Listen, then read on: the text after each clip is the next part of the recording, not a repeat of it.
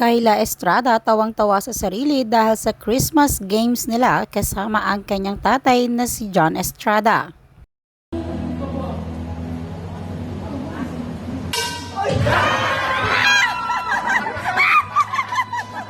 Jinky Pacquiao at Manny enjoy ang bakasyon sa Dubai with family.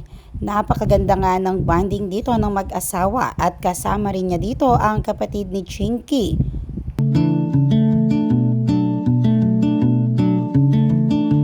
Baby Mochi ang cute magsabi ng oo nang mahulog ang kanyang kinakain.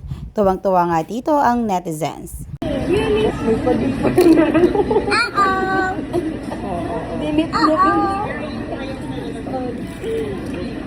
Batikang actress na si Helen Gamboa pa easy-easy lang sa Christmas games nila. Nanalo nga dito si Helen.